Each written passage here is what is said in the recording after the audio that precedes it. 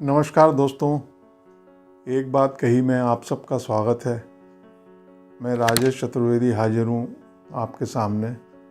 ईश्वर से प्रार्थना करता हूँ कि आप सब स्वस्थ होंगे और खुश होंगे। आज हम बात करेंगे भोपाल में बनने जा रहे भाजपा दफ्तर के नए भवन की। आप सोचेंगे कि ये कौन सा विषय चुन लिया इन्होंने आज। तो विषय इसलिए चुन लिया साहब कि ये जो बिल्डिंग बन रही है ये भाजपा के तमाम पुराने कार्यकर्ताओं के साथ साथ हम जैसे पेशेवर पत्रकारों ने भी देखा है कि किस मेहनत के साथ, किस परिश्रम के साथ एक एक पैसा इकट्ठा करके ये भव्य बिल्डिंग उस ज़माने में बनाई गई थी। माने ज़माने से आशा ये नहीं है कि कोई माने राज कपूर की तीसरी कसम या जागते रहो फिल्में जब आई थी उस वक्त की बात हो। 30 साल हुए हैं बमुश्किल। 1993 में इस बिल्डिंग का लोकार्पण हुआ था, जिसको कि कुछ दिन पहले मिट्टी में मिलाया जा चुका है। 1990 में मुझे याद है, थोड़ा सा बैकग्राउंडर आपको बता दें कि उससे ज़रा ठीक रहेगा और समझने में चीज़ें आसान रहेंगी। 1990 में भाजपा की सरकार बनी। माने 1980 में बीजेपी बनी, ये सब जानते ही हैं हम लोग। 90 में भाजपा की सरकार बनी मध्य प्रदेश में और पटवा जी मुख्यमंत्री बने। तो सरकार बनने से लाजमी है कि जो पार्टी की स्थिति थी, जो तंदुरुस्ती थी, वो सुधर गई थी और हर दृष्टि से उसका जो प्रभाव था वो दिखाई देने लगा था। बाद में बीजेपी का प्रदेश कार्यालय बना, दीनदयाल परिसर बना। वो ज़मीन दरअसल पितृ पुरुष कहा जाता है कुशाभाऊ ठाकरे जी को, ये उन्होंने देखी थी और उन्होंने इसलिए इस जगह को पसंद किया था क्योंकि ये हबीबगंज जो रेलवे स्टेशन है उसके ठीक सामने हुआ करती थी। तो ठाकरे जी की सोच ये थी, उनकी भावना ये थी कि भाई मध्य प्रदेश उस ज़माने में छत्तीसगढ़ भी अलग नहीं हुआ था, तो प्रदेश भर का जो कार्यकर्ता है वो ट्रेन से आएगा और उसको नज़दीक पड़ेगा, उसको भटकना नहीं पड़ेगा, वो सीधे कार्यालय आ जाएगा। तो पटवा सरकार ने फिर तत्काल जब ठाकरे जी ने इस ज़मीन का चयन किया तो इस आधार पे बीजेपी को ये ज़मीन आवंटित कर दी गई और लगभग 3 साल में ये मेरे ख्याल में 50,000 स्क्वायर फीट ज़मीन थी शायद, और उस पर ये करीब 2.5 करोड़ में ये बिल्डिंग बन के तैयार हो गई थी। तो 93 से लेके आप समझिए कि 2023 चल रहा है, 30 साल हो गए। और जब ये बिल्डिंग बनी थी तब इसकी जो उम्र तय की गई थी या बताई गई थी, वो कहा गया था कि भाई ये इतनी मजबूत है कि 100 साल इसका कुछ बिगड़ेगा नहीं। 2-3 मंजिल की बिल्डिंग थी और पार्टी में जो काम करने वाले कर्मचारी वगैरह हैं और भोजनालय से लेकर तमाम चीज़ें वहाँ बनाई गई थी, ये सारे इंतजाम थे। बाद में भी उसमें रेनोवेशन वगैरह हुआ और काफ़ी लंबी चौड़ी रकम खर्च की गई उसकी साज सजावट पे और सुविधाओं पर। तो ये सब बातें अलग हैं। तो इस आपको बैकग्राउंडर इसलिए दिया कि भाई ये जब ठाकरे जी की पसंद से बनी और प्रदेश कार्यालय मंत्री रघुनंदन शर्मा होते थे, लखीराम अग्रवाल पार्टी के अध्यक्ष होते थे, सुंदरलाल पटवा मुख्यमंत्री होते थे। ठाकरे जी के निर्देश पे एक 4 लोगों की कमेटी बनाई गई थी, जिसमें रघुनंदन शर्मा तो कार्यालय मंत्री थे, लेकिन उस कमेटी में थे शैलेंद्र प्रधान, उमाशंकर गुप्ता, भंवर सिंह शेखावत और स्वयं ठाकरे जी के अनुज छोटे भाई जयंत ठाकरे थे, इंजीनियर के नाते। ये 4 लोग थे उस कमेटी में और जो पूरा जिनकी देख रेख में पूरी बिल्डिंग बन के तैयार हुई थी। 1990 में भाजपा की सरकार बनने के बाद बीजेपी का प्रदेश कार्यालय पीर गेट से 74 बंगले इलाके में आ गया, जहाँ कुशाभाऊ ठाकरे लखीराम अग्रवाल और रघुनंदन शर्मा तो रहते भी थे। वहाँ से पार्टी की गतिविधियाँ चलने लगीं। उधर बिल्डिंग नई बनी रही थी 93 में, जिसका लोकार्पण हुआ। नानूराम चौकीदार होते थे जिन्होंने अकेले मतलब पूरी बिल्डिंग खड़ी करवा दी। खैर, अब सुना है कि दिल्ली की जिस कंपनी ने दिल्ली का दफ्तर बनाया है भाजपा का, उसी कंपनी को निर्माण कार्य दिया जाने वाला है। तो वहाँ अब ज़मीन पर गार्ड तैनात कर दिए गए हैं। पूरी बिल्डिंग मिट्टी में मिल चुकी है। वो कमरा जिसमें ठाकरे रहते थे, जिसमें 1998 मुझे याद है कि नरेंद्र मोदी चुनाव के प्रभारी बनाए गए थे और उस नाते वो कई रातें उन्होंने उस कमरे में बिताई हैं। वो कमरा वगैरह सब तमाम चीज़ें, फूल पत्ती सब ख़त्म हो गई है और अब नए सिरे से काम चालू होगा। माने आप कल्पना करिए कि 100 करोड़ की अगर बिल्डिंग होगी तो वो कितनी आलीशान होगी, है ना। छत पे जिसके हेलीकॉप्टर उतरने का प्रोविज़न किया जाएगा, ऐसा होने वाला है। और लेकिन हमने सवाल वही है कि हमने ये विषय चुना क्यों।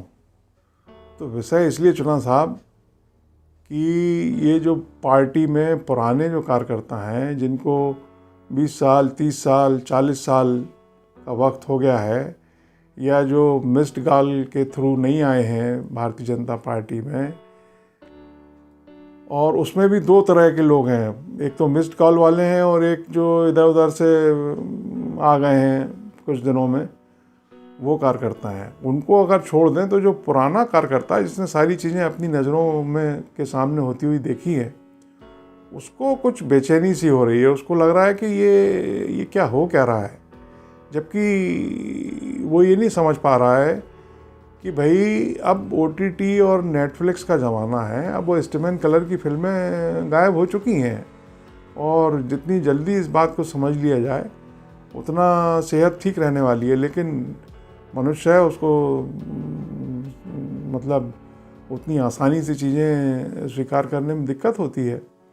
अब कोई आज जब बासमती के नए नए ब्रांड चल रहे हैं, बासमती नंबरों में काम कर रहा है, माने 306 जैसे बीड़ी के नंबर होते हैं, 506 306 ऐसे बासमती के ब्रांड काम कर रहे हैं। अब वो काली मूंछ और दुबराज जैसे चावल, लाख उनमें खुशबू रही हो और वो खुशबू दे के पकते रहे हो, एक एक दाना खिल के पकता रहा हो, लेकिन काली मूंछ और दुबराज को कौन आजकल एक कोने में पड़े हुए, कोई डिमांड भी नहीं है बाज़ार में उसकी। अब सब बासमती छा गया है एकदम चारों तरफ। तो ये जो चीज़ नहीं समझ में आ रही है, तो इसका रिपरकेशन ये हुआ कि भाई हमारा कहना ये है कि इस पर तो खुश होना चाहिए कि पार्टी तरक्की कर रही है, वो बड़े बड़े कार्यालय भवन बना रही है ना, करोड़ों रुपए उसमें खर्च किया जा रहा है। आलीशान बिल्डिंग जिसको देख के आंखें चौंधिया जाएं, ऐसे भवन तैयार किए जा रहे हैं, जगह जगह कार्यालय खुल रहे हैं। तो ये जो बदलाव आ रहा है, इसको स्वीकार करने के बजाय इस पे कसमसाना या इसमें अपनी पीड़ा व्यक्त करना कितना जायज़ है, इसको जानने के लिए हमने जो रघुनंदन शर्मा है, जिनके नेतृत्व में या देखरेख में, जिनके कंट्रोल में ये जो पुरानी बिल्डिंग जो तोड़ दी गई है, जिसको 100 साल चलना था बताते हैं, वो उस बारे में हमने बात की। उन्होंने चिट्ठी लिख दी नड्डा, JP नड्डा पार्टी अध्यक्ष को चिट्ठी लिख दी, मुख्यमंत्री शिवराज सिंह चौहान को चिट्ठी लिख दी, यहाँ जो प्रदेश का नेतृत्व है उसको चिट्ठी लिख दी और अपनी भावनाएं जाहिर की। आप सुनिए उन्होंने क्या कहा। उन्होंने जो कहा है वो उस पर विचार होना चाहिए। वैसे एक तबका इस बात का हिमायती है कि शर्मा जी जो बोल रहे हैं उस पर विचार होना चाहिए, लेकिन अब देखते हैं कितना विचार होता है, क्या होता है। लेकिन उन्होंने जो कहा है उसको सुनिए आप। देखिए, दफ्तर जो है वो पार्टी की लोकप्रियता का आधार नहीं होता है। भारतीय जनसंघ कुटिया में और 2 कमरों में बैठ कर के चला करता था और वो कांग्रेस को चुनौती देने वाला संगठन कुछ ही वर्षों में बन गया था। ये बनता है संगठन त्याग, समर्पण और तपस्या से। नेतृत्व की तपस्या, उनका त्याग और कार्यकर्ताओं का समर्पण, इन सब से मिलकर के संगठन खड़ा होता है। और जनसंघ, फिर जनता पार्टी और फिर भारतीय जनता पार्टी, यह सत्ता के लिए राजनीति में नहीं है। इस मूल लक्ष्य को, मूल भाव को समझकर चलना चाहिए। हम सत्ता को साधन मानते हैं। सेवा, जन सेवा, लोक सेवा, समाज सेवा और देश सेवा, इन सब सेवाओं का समुच्चय राजनीति को साधन बनाकर के किया जा सकता है। तो भारतीय जनता पार्टी के संस्थापकों ने, आदि पुरुषों ने इसी लक्ष्य को लेकर, इसी विचारधारा को लेकर, इसी दर्शन को लेकर के और यह विशाल संगठन खड़ा किया है जिसके कार्यकर्ता आदर्श हो सकते हैं। अभाव में जिंदगी जीते हुए भी हम कार्यकर्ताओं को जोड़ सकते हैं और संगठन खड़ा कर सकते हैं। तो हम वैभवशाली हैं, उसका प्रदर्शन हो ये जरूरी नहीं है। मुझे कोई कष्ट नहीं है ऐसे भव्य कार्यालय 1, 2, 3 खड़े करें। नई पीढ़ी संपन्न है, समर्थ है, तो इनकी समर्थता को मैं कोई चुनौती नहीं देता। लेकिन जो संदेश देना जाना चाहिए, पुराना कार्यालय बनाते समय कुशाभाऊ ठाकरे, प्यारेलाल खंडेलवाल, नारायण प्रसाद गुप्ता आदि समर्पित मनीषियों ने एक संदेश दिया था। उन्होंने कहा था कि 5 रुपये, 1 रुपया, 5 रुपये, 50 रुपये, 100 रुपये तक कार्यकर्ताओं से लेना और उनके सहयोग से कार्यालय खड़ा करना, ताकि उनको ये अनुभव हो कि इस कार्यालय को बनाने में हमारा योगदान है, इस कार्यालय के हम भी उतने ही हकदार हैं जितने अन्य लोग हैं। कार्यकर्ता अपने आप को इस कार्यालय का स्वामी समझने लग जाए, यह भाव होना चाहिए। अब ऐसे योजनाबद्ध, आवश्यकता के अनुरूप बनाए गए कार्यालय को तोड़ना पुराने सब कार्यकर्ताओं को ठीक नहीं लग रहा, उचित नहीं लग रहा। उनका मन पीड़ित है और ऐसी स्थिति में मैंने तो केवल उन सब पुराने कार्यकर्ताओं की बात को ही मुखरित किया है। व्यक्तिगत रूप से मुझे क्या पीड़ा हो सकती है? देखिए, मैंने उस पत्र में जो माननीय अध्यक्ष जी को, माननीय मुख्यमंत्री जी को लिखा है, केंद्रीय नेतृत्व को लिखा है, मैंने साफ कहा है कि भव्यतम कार्यालय बनाने से संदेश गलत जाता है। संदेश ये जाता है कि ये पूंजीपतियों की पार्टी है। अब इस भाव को आप कैसे रोक सकते हैं? जब आप ऐश्वर्यशाली होकर, वैभवशाली होकर के प्रदर्शन करेंगे और ऐसा आपका कार्यालय का मुखौटा रहेगा, तो उसमें से त्याग, तपस्या और समर्पण का भाव कहाँ से प्रकट होगा? मेरा कोई विरोध नहीं है, बहुत अच्छी बात है। हमारी नई पीढ़ी को मैं साधुवाद देता हूँ, धन्यवाद देता हूँ कि हमसे 4 कदम आगे जाकर के उन्होंने सोच, आधुनिक समय के साथ चलने का निर्णय लिया। उस सोच के साथ वो विस्तार कर रहे हैं, विकास कर रहे हैं, तो हमें तो खुशी है, वो करें। लेकिन अपनी जो पीड़ा है वो तो व्यक्त होना चाहिए, वो पीड़ा व्यक्त की, और उस पीड़ा के पीछे भी दल हित, संगठन हित और देश हित का ही भाव रहता है, विचारधारा का हित का भाव रहता है, और कोई नया भाव मेरे मन में नहीं है। मजबूत कार्यालय था।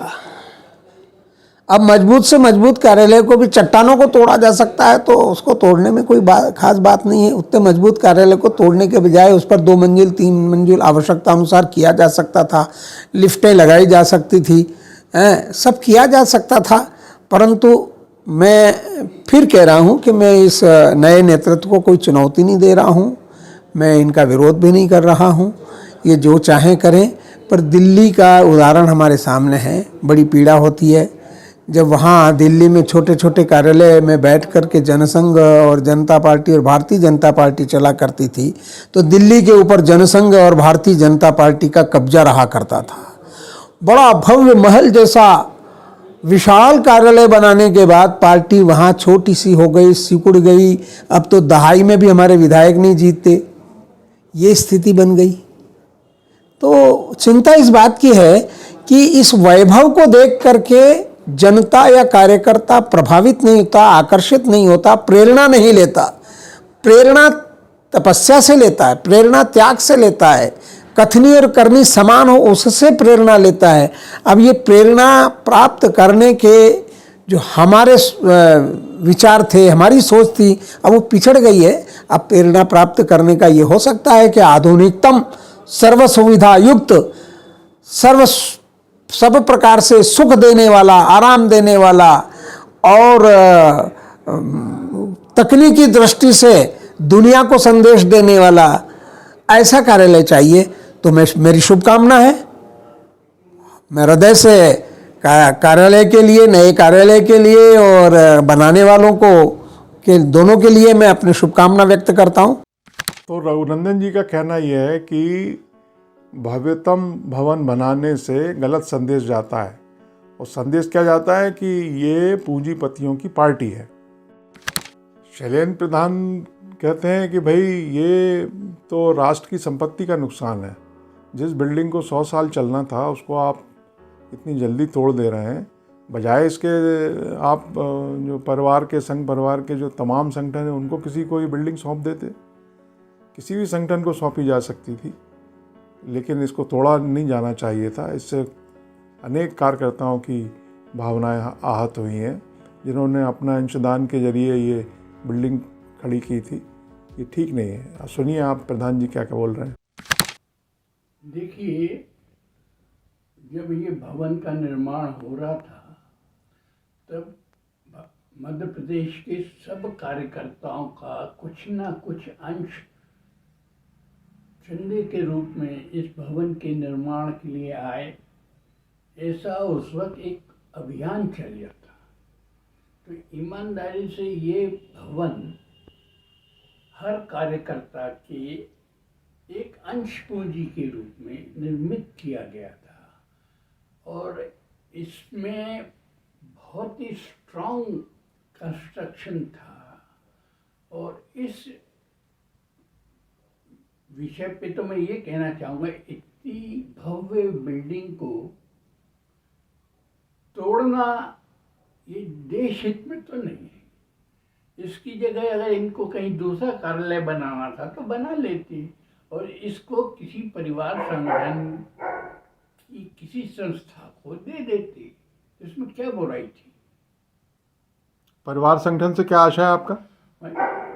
परिवार संगठन की भाषा बीजेपी वाले जानते हैं कि बीएमएस हो, भारतीय मजदूर संघ हो, विश्व हिंदू परिषद हो, संघ कार्यालय हो, कुछ भी हो सकता है। ऐसे 50 करीब संगठन है। किसी जैसे वनवासी कल्याण परिषद है, किसी को भी दे देते। और अच्छी जगह थी, मजबूत बिल्डिंग थी, उसके ऊपर 2 स्लैब और डल सकते थे। इसका योजना ये थी कि ऊपर इसके ऊपर एक बड़ा हॉल बनेगा, एक लिफ्ट लगेगी। अब वो सब तो हुआ नहीं, उसे तोड़ दिया। जब आप लोगों ने ये बिल्डिंग बनाई तब इसकी उम्र क्या तय की गई थी? कितना? लगभग 100 ईयर्स। 100 साल? हाँ। अच्छा, लेकिन एक दूसरा पक्ष ये भी है ना प्रधान जी कि भाई अब नया ज़माना है, पार्टी ने तरक्की कर ली है, कई साल से अनवरत मध्य प्रदेश में भारतीय जनता पार्टी पावर में है, तो जाहिर है कि उसकी तरक्की हो रही है, तो बिल्डिंग की भी तरक्की होना चाहिए, भव्य बिल्डिंग बननी चाहिए, इसमें तो खुश होना चाहिए। तकलीफ की क्या बात है? यानी पार्टी बड़ी हो जाए तो पुरानी सब चीज़ें तोड़ दी जाएं, आपका क्या ये भावार्थ है? अरे जो पुरानी परंपराएं हैं, पुराना जो हम कार्यकर्ताओं का सहयोग है, जो उनका परिश्रम है, उसको मिटा के आप बड़ी बिल्डिंग बनाना है, उसकी रोक नहीं है। अब और दूसरी जगह लेके बना सकते थे।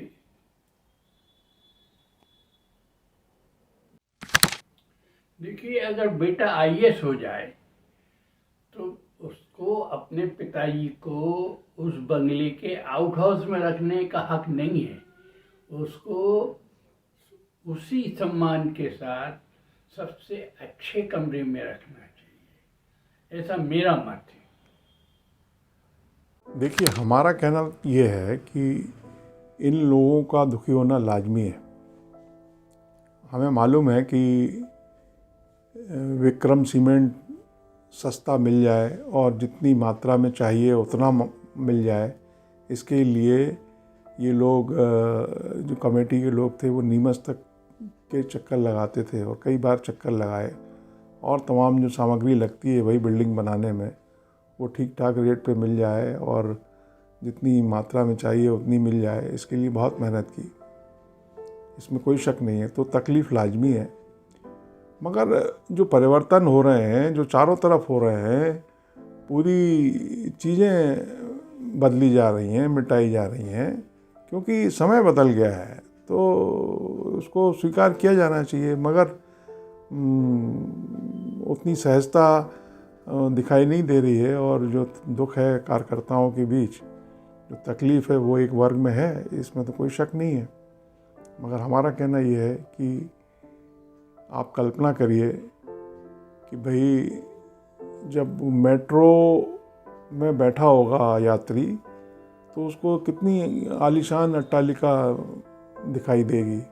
माने ट्रेन में जो मुसाफिर यात्रा कर रहा होगा और ट्रेन स्टेशन से गुजर रही होगी तो वो भी ये जान जाएंगे कि भाई ये भाजपा का कार्यालय है भोपाल का। अभी तो जो बिल्डिंग थी वो दिखाई भी नहीं देती, वो क्योंकि मेट्रो उससे ऊपर जा रही है, और यही स्थिति ट्रेनों की रहने वाली थी।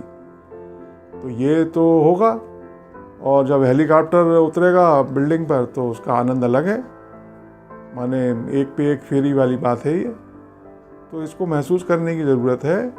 और देखिए, हमको तो तभी लग गया था जब हबीबगंज का नाम बदलकर रानी कमलापति स्टेशन हुआ, उसी दिन इस बात की महक आ गई थी कि भाजपा का जो ये कार्यालय है ये भी मिट्टी में मिलाकर एक नया भवन तैयार किया जाएगा जहाँ सारी चीज़ें नई होंगी। चलते चलते एक बात और कहना चाहता हूँ कि दबाव का, माने प्रेशर बोलते हैं अंग्रेजी में, उसका बहुत असर होता है। जैसे मैंने अपने दूसरे वीडियो में ही बाल काले कर लिए, और आप ये तस्वीर देखिए, रघुनंदन जी ने चिट्ठी क्या लिखी, BD शर्मा ने उनको अपनी मोटरसाइकिल के पीछे बैठा लिया। देखिए, आप देखिए। नमस्कार।